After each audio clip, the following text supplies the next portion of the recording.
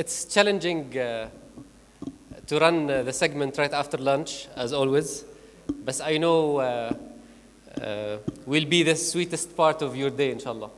So without further ado, in my panel, we'll have a very interesting startups and the mobile tech space. I'd love to start introducing them one by one. So I'll start with the CEO and co-founder of Istikana. Join me welcoming Samir Abdin.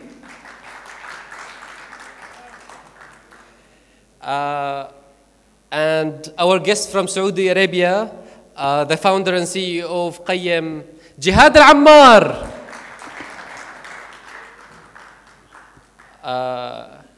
A great friend of mine and a very ambitious entrepreneur in their endeavors, the CEO of iAraby, Ahmed Barqawi.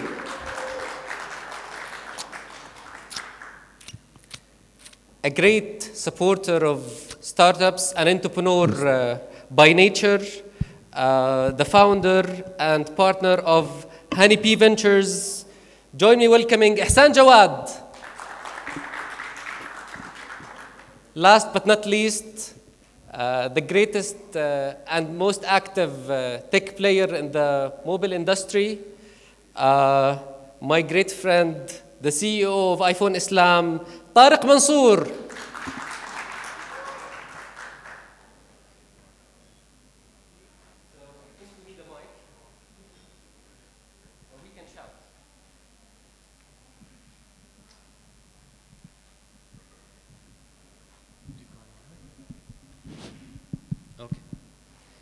So I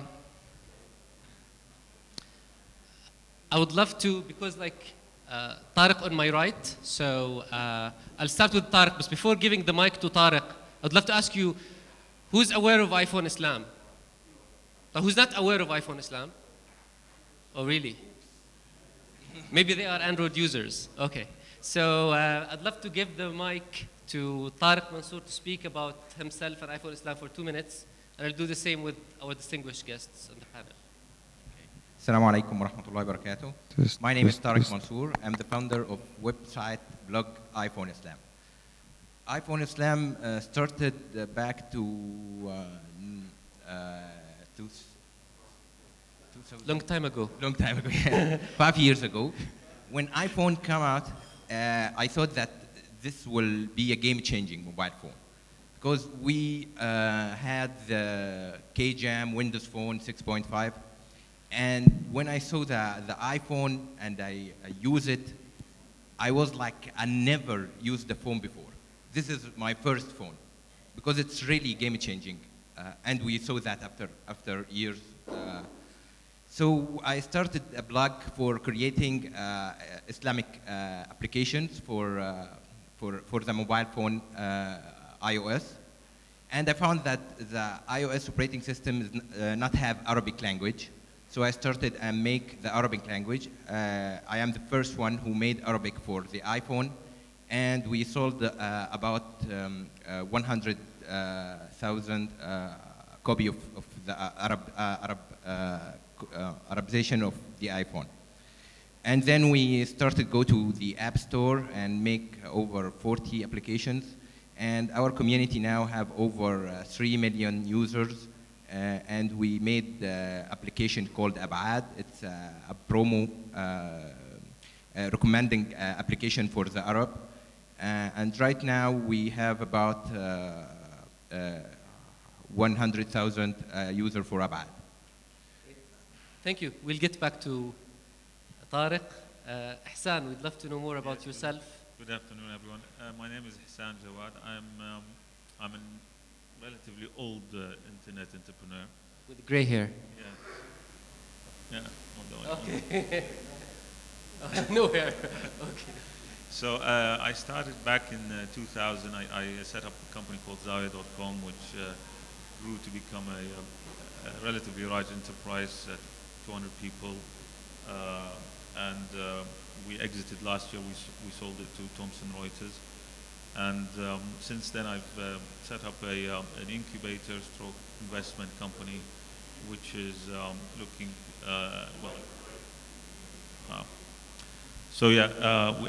we set up Honeybee Tech Ventures to incubate consumer-based internet startups. We've set up 3 ventures so far in the last 2 years. Great. Barqawi. Assalamu alaikum. I'm Ahmed, the CEO of iAraby. It is a mobile products company. We develop games and apps for the Arab region. All the talks here showed us there's a big penetration on internet and mobile in this region. But when you go to the store, you don't find much quality apps in the market. So here we work. We try to produce quality apps for the Arabic users in Arabic language. And now we have millions of users using our network of applications in the store. Thank you. Assalamu alaikum. My name is Jihad Ammar. I'm the founder and CEO of Qaym.com. Qaym was launched in 2008. It's basically a website and an iPhone application that tells you helps you discover the best restaurants in the city. It's all crowdsourced. It's the pioneering review service in the Arab world. We even had a challenge translating the word review into Arabic. There isn't just one word that people use for that, so we had to even standardize the word. We launched our iPhone application in 2011. It went to #1 on the store. We had more than 100,000 downloads for the app. We have about 70 or 80,000 votes that people did on restaurants, just choosing their best restaurants and voting for them.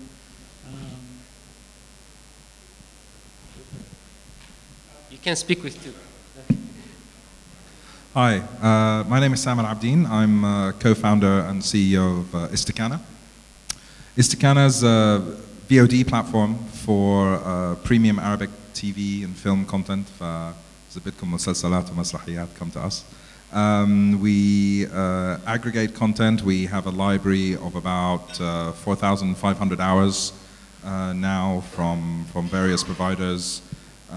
You'll find we try and get the most premium shows that we can get our hands on, and we serve that across the web, across mobile web. We have an Android application, iOS application coming soon, and our mission is to bring legally Arabic TV and film content so that you can watch it whenever you want on whatever device you want, whether it be web or smart TV or your phone. Etc. So we've been around for about 2 years. We're based between here and Dubai. And okay, I'd love to make it engaging even without the high-tech remote voting. And by show of hands, who has got the chance to watch a video on Istikana, for example? Okay. Okay, and maybe Qaym is more popular in Saudi Arabia, so I will not raise this question here in Jordan. I'll ask about Fattoush. Users of Fattoush, okay. Okay, so you need to work more on your audience out of this small crowd. Okay, so I'll go really during yesterday and today. I have to be frank and honest and say operators were in a sad mode, everyone was, and this is the tone that we used to always find in this event, in the very first panel of the event, we're losing, taxation, all that big losses, we don't know what to do. maybe we're in the middle of like, a very tough situation where OTT players are hijacking the industry, and like we don't know where to go, but we're exploring different things. And I think like this panel is a great response to that panel, because like both of them are tackling different sides of the same coin, which is like, those guys are really know how to monetize, they know how to deal with the challenge of the new thing, which is the app store or marketplace thing. They know how to deal with the smart new thing called the smartphone or the smart devices. So I'm sure that this little crowd is a small sample of great people. They need to work with operators and maybe find great ways and synergies. So we'll tackle a lot with, I'd love to, by show of hands, ask who are really working in a mobile operator or out of the crowd here? By show of hands. Oh, really? Okay. And who are like representing tech startups? Okay. Who are basically like working on the telco industry, but maybe outside an operator? Okay. Okay, it's a bigger crowd. Great. So part of a key question I'd love to raise and go among my guest panelists is that it's a key hustle. Usually when you go to and look the landscape of app development companies, you have the big question, which is, would you go to the low-hanging fruits and focus on the region, do great apps for the Arab region, make a great success out of that, or would you go global, do something for the whole world, and maybe like serve the whole world because of different aspects of the nature of the mobile application world, which is definitely different than the web application era that we lived before. And I can tell you now, like, most of people criticize and say our chances for the web to compete as Arab startups maybe are less, because like we may end up cloning, tuning something, doing something here or there, but maybe for the app world, it's already like a virgin market all over the place. There's still chances for breakthroughs from different parts of the world. And you can see it's not just for maybe US-based companies that doing it great. There are players all over the world doing great apps. So I'd love to open the panel for people to speak, and I'll start with Tarek and ask, do you think like doing, what's the priority for Arab tech startups from your perspective should be doing really apps for the region, global apps, and why? Maybe they'll give you the other mic. I'm talkative, so. Okay. First of all, let me say that apps can change the world, literally. Now, there's a few apps we saw, like Instagram, like WhatsApp, like Angry Bird.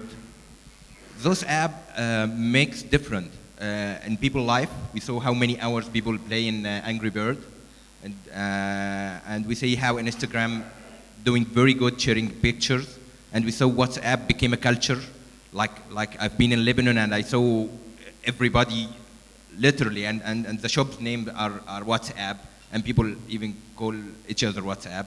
So WhatsApp is really applications that change the game. So interrupt. Who's not using WhatsApp here? Who's not using WhatsApp? Oh really? Okay. Okay, kill this guy. Okay. So we saw applications that change, literally change everything. I've been wondering always why we cannot make application in Arab world that can change and put effect on the economy and culture. And this is a question I never find the answer for it. So maybe I would like to ask people around me. I can't find the answer. Can we in Arab world make applications that change the game? Okay, so Ihsan, you see tech word. I mean, I don't see why not. Really, it's I don't see the app world being so technically challenging in terms of producing these software, whether architecture or not. But so it's really a creativity issue, you know. So I think we have a lot of people with Sound. I think we have a lot of people with big dreams. So if you're prepared to dream big and have big visions, or you might as well have a go. It's a different question though when it comes. We should go in that global direction. From an entrepreneur point of view, you know, if you've, I mean, I've, you know, in the last month or so, I've come across an entrepreneur who is asking for funding for a global app. You know, he's come up with an idea that can go globally, and of course, you know, it's digital. It may go. Would you invest in that startup? So that's a different question. So from an investor point of view, obviously it's a totally different risk profile, rather than you know, setting up a web portal or an online media company, where the economics are much more, if you like, more defined now. From an investor point of view, it's I wouldn't bet on these things this way. I mean, I would bet, you know, I put $1 out of maybe $50 on such place. Okay. I'd love to ask Barqawi, why iAraby, not I am human or something? We called it iAraby from an Araby because we believe most of the big apps started small in their areas. For example, Facebook started in a university. Foursquare started in their area. We know our area more than any other else. And we have our relations here. It's hard to start global app directly. I believe it's better to start your app in your area, test it, prove the business model, then you can think to start a global app. That's what I believe in and what we are doing in the company. So this is an interesting direction. You start local, but you can tune it. We can go global then. Just like the case of South, who pitched this early morning. Yeah. Okay. For us, what we're doing is social, and it is local specifically, because it's about people discovering locations in their own city. So, you know, there is, but I think they're both examples for successful apps and startups, Arabic that made it big or had some reasonable success at least in the world market and, you know, in the local markets. I think there is a lot of pent-up demand in the Arab world. There's a lot of internet penetration. Not all the demands are met, so that's a bigger opportunity. I feel personally just more attached to. But you know, a friend of mine just released an iPhone game, and it made like 400,000 downloads, and it was like #1 in like Ecuador and like 20 different cities. So, and you can do that. And they did it from out of Saudi. We have To Do is another app that was very successful, and How many of you like know about To Do application? An app called To Do. Really? For those who don't know about it, like To Do was #1 productivity app for 2 years, like 2011 and maybe 12 as well.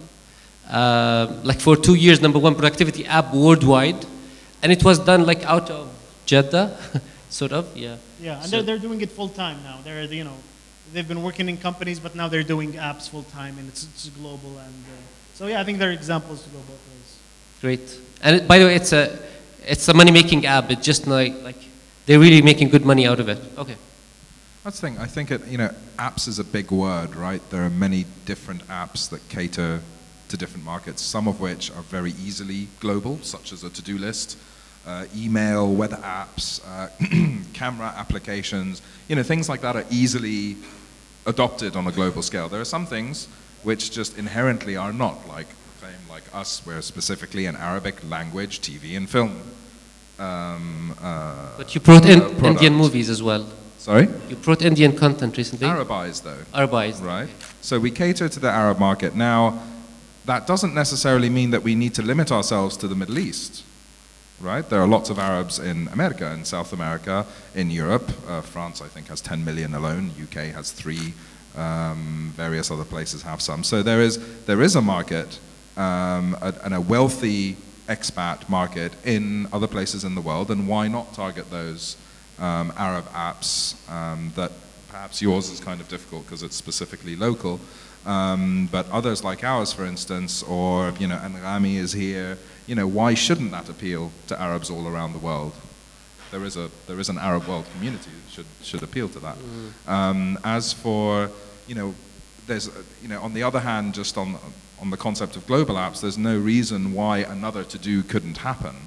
I think there are probably some challenges to that in the sense that, there are all the usual things, education, etc., but also just, in places like the Valley, etc., in the US, these are hubs, and the importance of hubs is that you can go to a cafe and suddenly strike up a conversation with someone and see something new that is a spark for your creativity. I mean, as to your point, Ihsan, yes, creativity is required, but creativity doesn't, it does exist within a system, and I think that system is just growing here, and I think it's very prevalent in places like the US, and that's why perhaps, it's just a hypothesis, that we see more global apps coming out of there than we do in, why not from Asia? How many global apps from Asia? Not many, right?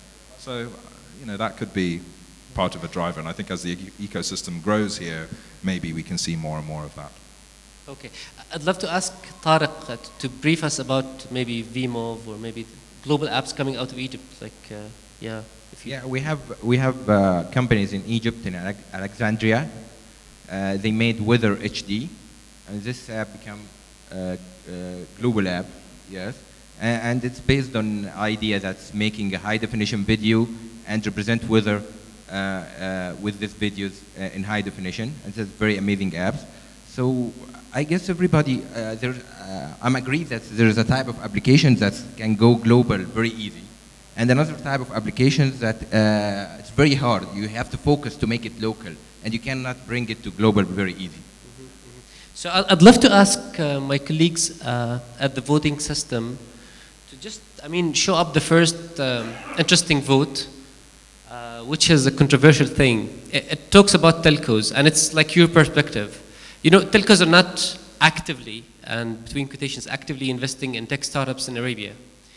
And this is a big question. So I'd love to ask each and every one of you through the voting machine, do you think why telcos are not investing in tech startups, actively investing? Is that because they don't know how to find good startups? Is it because they don't see the value? Is there not enough solid strategy or know-how in the investment area? Is it all of the above? It is other reasons? I'd love to get the audience taste on this. There is still 25 seconds. By the way, you can vote as well. Okay.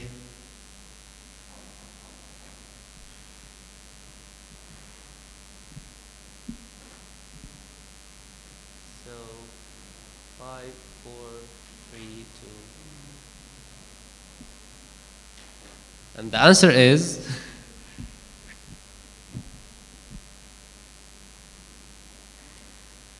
okay. So majority goes to they don't have a solid investment strategy. People feel so, and know-how in investment area. The second goes equally to two things. They don't see much value, okay? And a lot of, all the above takes almost the second type of results, okay? And then they don't know how to find good startups, takes 13%, and other reasons 7%. For those who voted other reasons, can they share their reasons on a mic? Anybody of those 7% would love to? There might be 2 or 3 people. They declined their answer? Okay. Okay. So any of you guys would love to elaborate on this?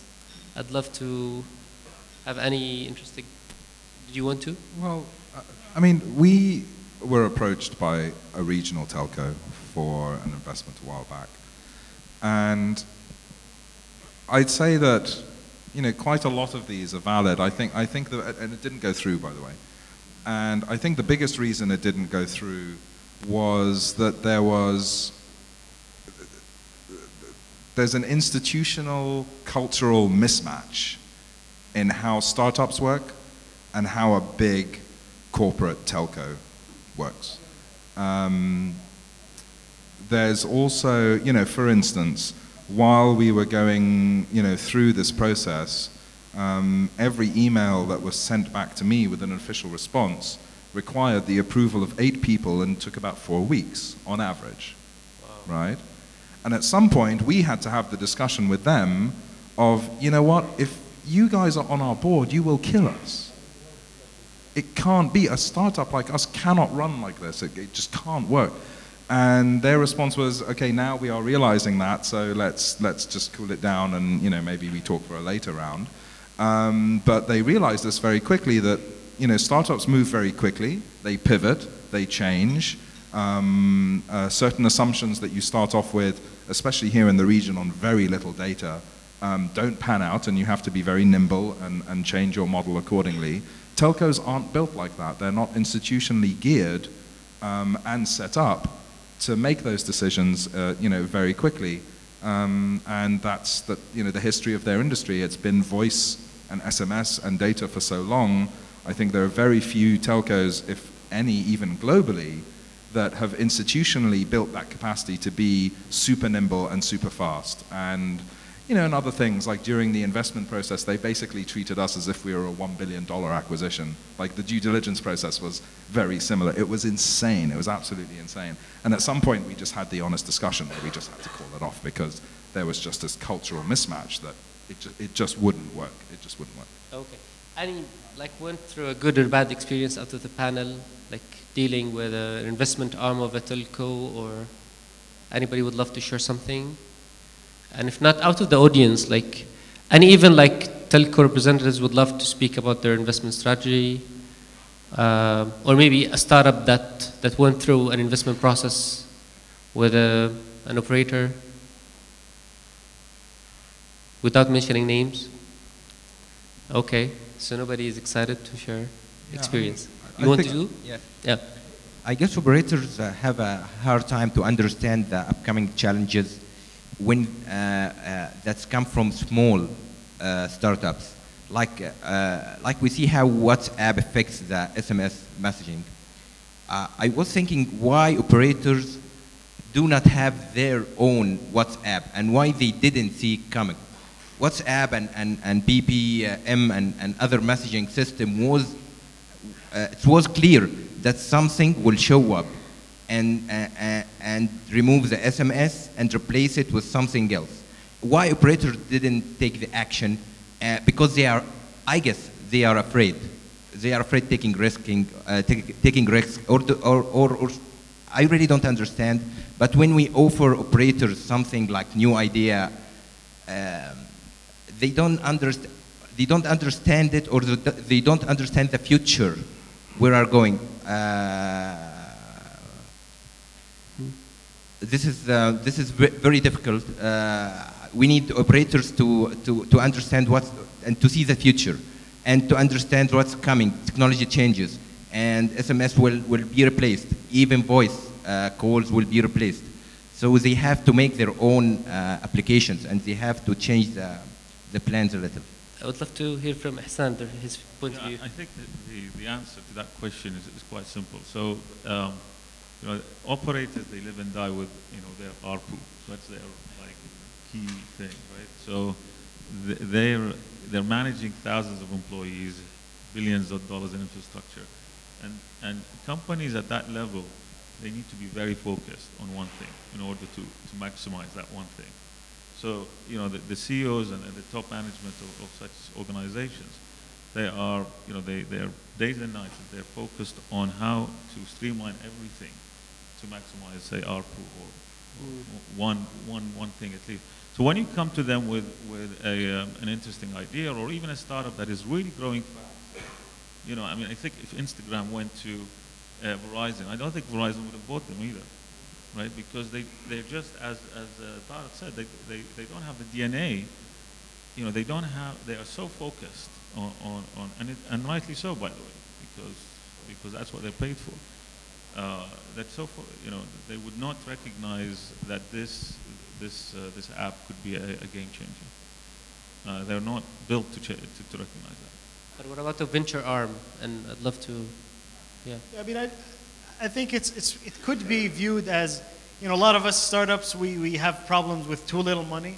Maybe sometimes the telcos have too much money and they have to focus on the short term now to maximize that. And it's really surprising because you've seen they've missed out on so many opportunities. Like, I remember like a few startups here in Jordan. There was like Ikbis and there was Witwit that could have been the next Arabic YouTube and the next Arabic Twitter and the next Arabic Flickr. And if just someone in a telco had the foresight to, you know, invest a couple of $1 million, exactly, embrace them and, you know, take a chance and take a gamble, you know, it could have hit big. And they were promising back in the day, but, you know, yeah, there's a need for more of this foresight and then, you know, looking at the future and trying to invest and take a gamble here or there.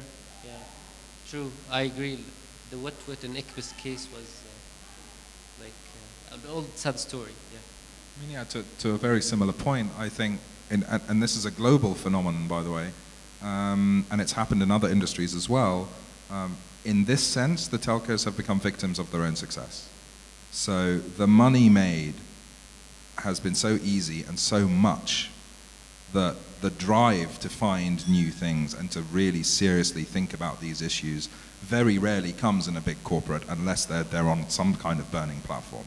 And I think now over the past year or two, you've started to hear about telcos talking about non-voice, non-SMS opportunities, and the only reason that's been happening is because their ARPUs are starting to fall, and they're starting to realize, just like a lot of the discussions yesterday, they're seeing what's happening to their colleagues in Europe and the US who did completely miss out on this thing because they were comfortable, I think, is a large reason for it.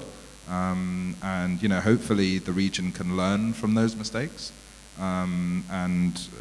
you know, we wait and see on that one, but we hope so because there's someone else to learn from in exactly the same way as the movie industry learned from the record industry, right? The record industry was blindsided by iTunes and the advent of iPod and all the rest of it, and seriously disrupted their model out of the blue. They had no idea, no one saw it coming, least of all them. Now the movie industry has been slightly quicker in the West in moving, but it still took them a good few years to start to understand the whole digital space. And I think they're now getting it a lot better than they used to because they learned from, they wanted to avoid the mistakes they made, that the record industry made. And hopefully the telcos here can avoid the mistakes that the European and US opcos have done. So I don't think they will. And again, I don't think we should blame them. So it's not a Middle East, it's not an Arab telcos. You know, it's telcos globally. It's the way, again, it's the way they're built. I think the best thing that startups could do with telcos is to work through the value chain with them. So people like, you know, we saw this morning startups like Anghami and Lamsa World have. Many of the startups here and around the space who are like part of a startup that do like certain partnership or business with an operator around the whole here. Okay, like very few. There should be more of that. There should be more. Definitely. Yeah. Who are aiming to do so in their business model? Not really much. Okay. Yeah. So can we go into the second question, please? Yeah. Okay. I want to go into challenges of mobile tech startups in Arabia. So I worked on listing few interesting challenges that I would love to hear the audience feedback about them. Is the primary challenge for startups funding/investment? Is it marketing and distribution issue, including customer acquisition and retention? Is it a monetization issue, including payment, mature advertisers, other areas of monetization? Is it a talent issue? Are you really finding the great talent to recruit? Is it an outreach, including mentorship, exposure, maturity, or maybe other reasons I forgot? So I'd love to ask all of your good selves to start voting. And also you're included in the vote.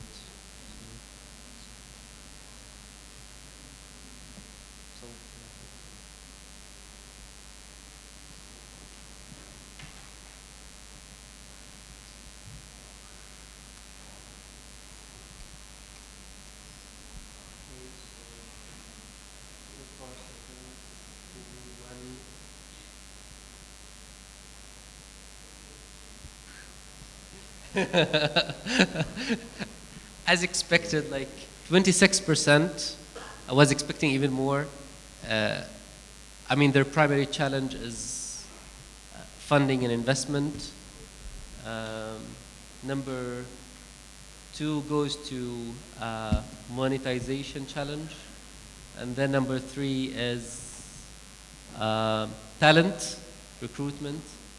And then number 4 is like marketing. So marketing is number 4 as a challenge. I partially disagree. And then, and maybe other reasons like 40%. So I would love to hear what are they. And then like last but not least, outreach and expertise. So I'd love to hear from the panel elaboration on this. Like each one of you to pick 1 or 2 areas and say, do you agree or disagree? I'll start with maybe you and then go around. Yeah. Yeah, I mean, as I said earlier, I think from an investor point of view, startups are very risky. From a, let's say institutional investors, whether it's a VC or you know, someone who's looking for a return, basically. Because calculating returns on an idea that can go nowhere or could go everywhere is very tough. Right? It doesn't go with sort of the notions of IRRs and normal financial returns. So it's actually, the trick is you need to make your startup so you cost. expect it's for the startup side, it's number 1 as well. The mobiles, specifically, sorry, the mobile tech I'm talking about. Yeah. I'm talking about the apps specifically. Yeah. So I think the trick here is to just lower the cost. You know, you've got to launch at a really low cost and get a couple of angel investors, and that's it. And not to keep a fundraising. Barqawi. I think the most two challenge are investment and monetization. I would like to start with monetization. The payment methods and the infrastructure here does not help the users to pay for the product, even if you want to buy. And talking about operators, I think they would help by this, help in this by offering operator billing methodologies and APIs for the mobile companies and developers to use their ready infrastructure for payments. That will make payment more easy for the user. And the second thing, the investment. There's investment here, but most of the investment is short-term investment, where the investor wants fast return of investment. But the problem is long-term investment, like app, for example, app like Twitter. Maybe app like Twitter or Foursquare that have long time to bring revenue wouldn't live here in the region. That's a big problem, I think. Yeah. I think we're all in agreement on funding and investment. It's disappointing how little money is going into the internet space and how big the opportunity potentially is collectively over many years, and you see it going to like international companies and US companies. But I mean, in Saudi and I think other places in the Arab world, the talent is also an issue. In Saudi, for example, we have no design schools, so you'll have only designers who learned or educated themselves on how to design apps. And you go into specialties and you need usability people and user experience people. I think the problem is less so here in Jordan, but it's still there. There's still a shortage, still you know, a lack of it. And you know, even for programmers, as a startup, you can't pay them as much as IBM or HP or, you know, a government agency would be able to pay them. So talent is probably second on my list on there. I agree with quite a lot of what's been said. I think to some degree there's some sort of dependency on, you know, when it comes to the funding, there's a dependency on all the other stuff below, as to why that's sort of hard to your, you know, back to your point, which is the risk involved, right? You know, for me personally, what I see, I agree with the talent issue. I think the monetization is a big deal, especially that, you know, credit card penetration is still, you know, we still haven't started the real big ramp up, and I think it is hampered by you know, some of the policies that a lot of telcos, especially here in the region, do implement when it comes to monetization, which is the standard 50-50 off the top. Now, you know, 50% for what is effectively a payment gateway if compared globally, is a 10x on the expected global rate for what you pay a payment gateway. Thus, when you do however, that's the most common way that people pay in the important markets like Saudi and Egypt and the high population countries. So that presents a really big challenge when it comes to building the business model. And I would urge telcos to just sort of open up, and why not prevent PayPal from coming in. You can do it. You can do it. You just need to actually do it. And the 50% thing, does need to change if this is going to become, if more startups would happen with more success, with more revenue and more money, and therefore more investment. That could change the whole industry if they... Well, exactly. And that in turn would spur people like Ihsan to write us very big checks. So it's all part of the the thing. So for me, there are also, I think all of the above apply, but for me the biggest one is really monetization, because the most viable payment method requires that you give 50% off the top. I mean, I would love to hear from Tarek, because you're exposed to several tech startups in the region as well. So do you think, like, at iPhone Islam level? Okay, I guess talent is the best, is the first challenge for me, because we didn't find many talents in the region. People depend on themselves to teach themselves about skills and how to make programs and how to design. Education is part of the problem. So I think the talent is the first thing, and funding and investment is the second. Great. I'd love to ask those who voted like other reasons, what are the other reasons there? Hopefully they are not people at the other room. Yes, mic there.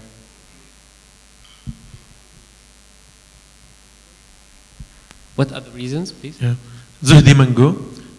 First, I cannot disagree with those reasons, of course, or these challenges. I'm sure those are very important challenges for any startups. But I think the value proposal for the end user can be a bigger or more important challenge than those ones. So designing the value proposition itself. Yeah, at the end, what you are offering to the end user. This will drive or will ease all those challenges all the way. So understanding and designing the value proposition is a challenge by itself, because some startups don't know what exactly they are offering and what's value proposition they're making to their customers. This could be the case sometimes. Yeah. Okay. Other people would love to contribute, other reasons they want to share? Okay. Can we go into the third question, please? Okay. I want to go through promising areas from your perspective for next year, that your perspective, they are the next promising areas in the mobile tech space. So is it mHealth, is it m-commerce, is it mobile education, messaging, VoIP, social networking, mobile games, multimedia, interactive content, business tools, others? What's your perspective is really like the promising area or sector as part of this industry? And you think that if you have an idea or money, you would invest in this specific area? I'd love to ask everybody to vote in this area just to get a taste of how people perceive these areas.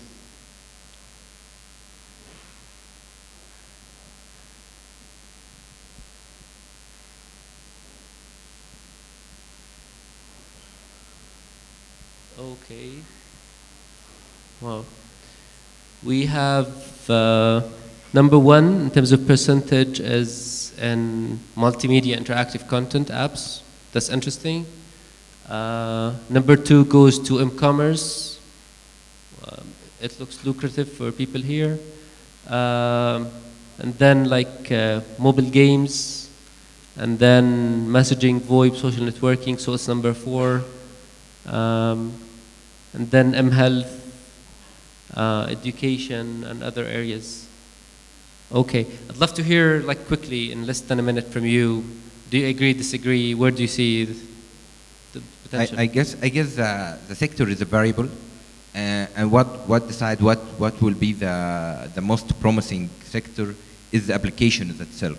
Like this year, maybe the messaging application was the sector. Maybe the next year will be the game.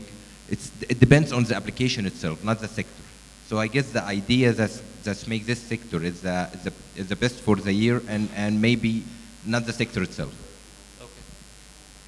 So my vote was for B. I mean, I think you know, the low sort of credit card penetration and the trust with which people have on sites, I think combined with the high mobile penetration, I think the m-commerce would be.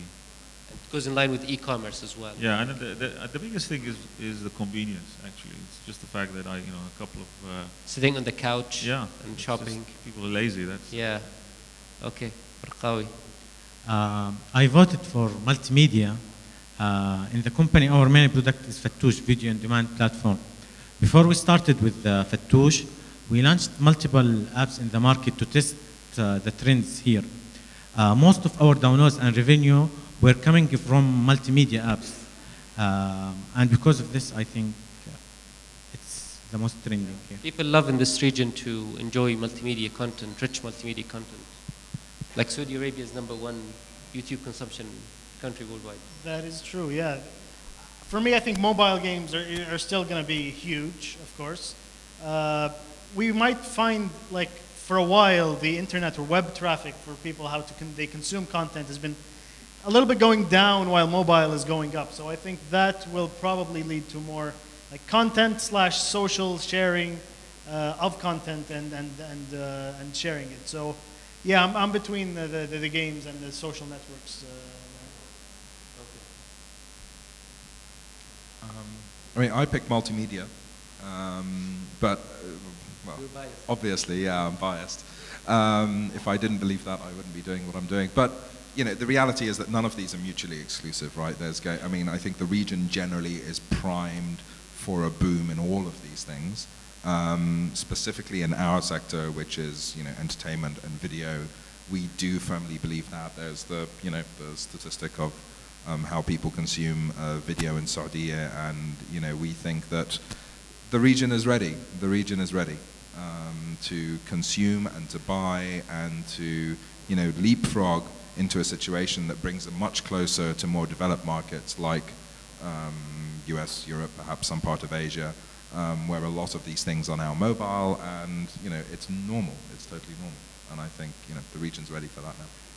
Great. I'd love to go into like a little discussion to cover the aspect of business models of Arab mobile startups. So I'd love to go like in a quick round of how do you see your business model? What's challenges? Like briefly about each and every business model for your startups. Is it like more into premium? What do you do for apps in specific? Yeah. First, when we was creating application for Windows, the big issue was the marketing. Now with the App Store, it's not a problem at all. App Store and Google Play, because you put the application and you just need it to make it good. You make it good application, and it can find its way and get revenue for you. So things changes in the past few years, because when we first put app in the App Store, when it first launched, the revenue was huge.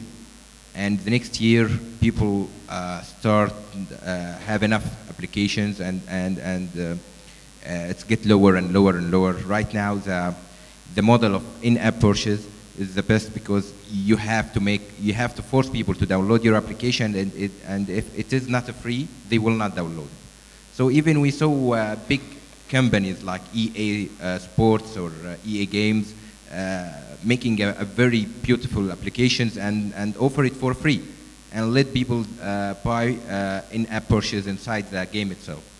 So I guess in-app purchase is good right now, and the next model will be different, because people will stop buying in-app purchase in the next year, as I think. We haven't actually done, yeah. So, but I guess you are the king of that. You agree? But I mean, I think from what I've seen is, you know, the freemium model is a standard now everywhere. So. Especially for the region, because like people love to try, and there's not really trusted sources of apps yet. And, yeah. Everywhere, I think. By the way, but I mean, I disagree with Tarek, because like Tarek is not facing a marketing challenge because like they have a marketing engine themselves. Like if Tarek shares some numbers, I want to get back to Tarek. And like tell us like if an app reviewed on iPhone Islam, what peak it can reach in the same day or something, like. In 5 years, when we launch an app, we can get about $10,000 in the first day in the App Store. Right now, a number of downloads, like number free or something. Yeah. No, I'm talking about not free. Revenues. Revenue. If the app is not free, we get about 10,000 to 15,000 downloads. Right. Dollars you mentioned. You mean you speaking of downloads and dollars? I mixed you with yeah. Yes. Right now, the downloads for non-free applications is about 1,000 only. And if you have a free application, the maximum will be 50,000. So people seem have enough application on their devices already, and they don't need another application that do the same thing that they have already 10 of applications on their devices do. Like if you have a game, we already have enough games, and we don't have time to play more games. So even if you made a cool game, maybe you will not get a lot of downloads like you used before. So okay. it's really challenging. Okay, thank you.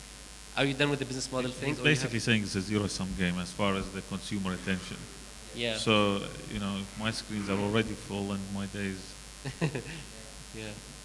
Okay. Barqawi, business model. I think the best business model is using in mobile, in app purchase. Because you offer the application for free and give the chance for user to buy it inside the application if they like it. But as I said before, career billing will help a lot in this. So if you wish that operators would compete with the in-app purchase, yes, rather than maybe a similar revenue yeah. Model 30/70 will be better. Yeah, like the stores. This is a good suggestion. What we do is we sell subscriptions to restaurants, not the end users themselves. So we have a freemium account, but for businesses. But it seems like more and more like e-commerce is probably a better way to monetize and cut down on the risk that you're taking as a startup, due to the lack of people taking risk and investing their money and giving you chances to try and experiment with different business models. So becoming transaction based. Sort of, yes. Yeah. Yes. Okay. What about Istikana? We're in the process of launching a freemium model.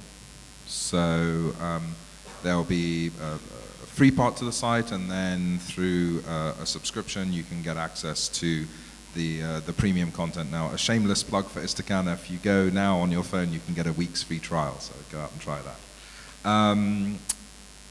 We think, I mean, we played around a lot internally with whether to get a transaction, whether to get a subscription,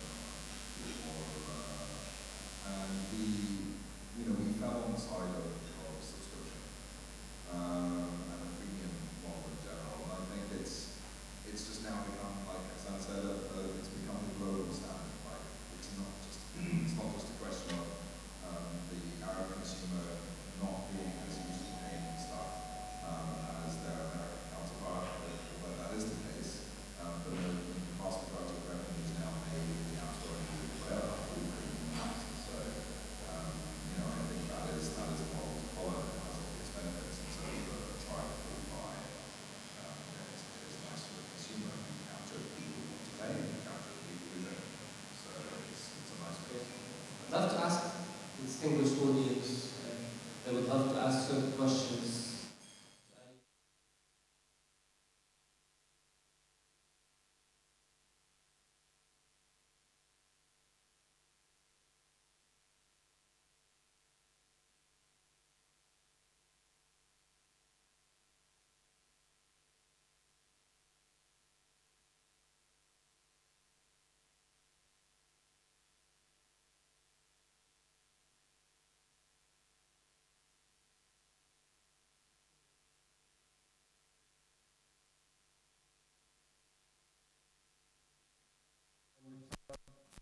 In terms of personal earnings, you mean? Like how much money we're making as individuals?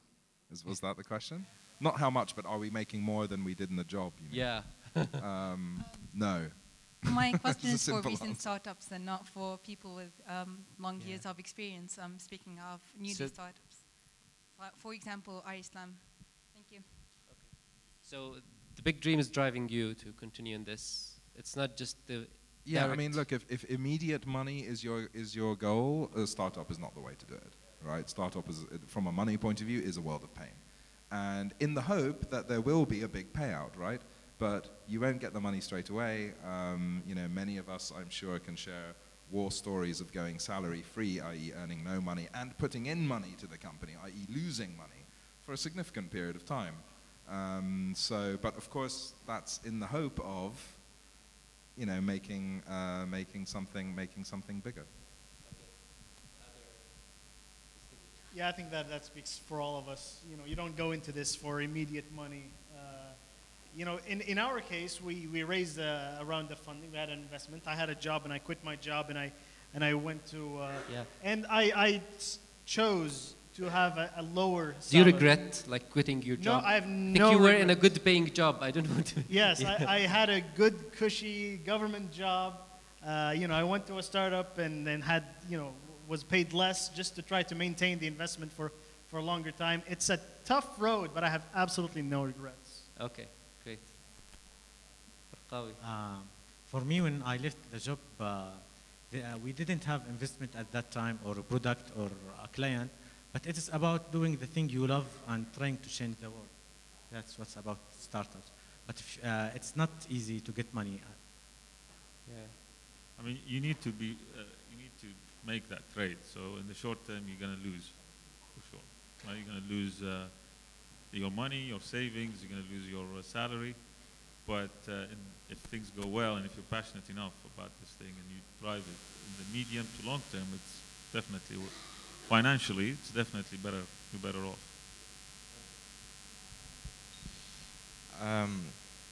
I guess startup is like mining for gold.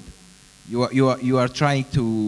A lot of people was mining for gold and trying to get and confess themselves that we will get a lot of gold, and it's like a lottery. Everybody gets a lottery ticket, and he's. Thinking that I will win the $1 million. So I guess every startup thinking that Google will bought me, Google will buy me, Yahoo will take me like Maktub, like something like that. Every startup have the dream that make it lose his money and sometimes his family. So what motivates startups is not the money. What motivates startups that they will win a lot of money in the last. I definitely join them in different perspectives they presented, especially because this is a very important question, because people say the app world is booming, so if you launch an app or two, you'll make good money and then you don't need to look for a job. But I mean, as you can see now, it's becoming a more competitive market, so it's no longer free quick money to make. It's something beyond that. So people highlighted that it's not just launching the app will make you a millionaire without an extra effort and making the best out of your idea.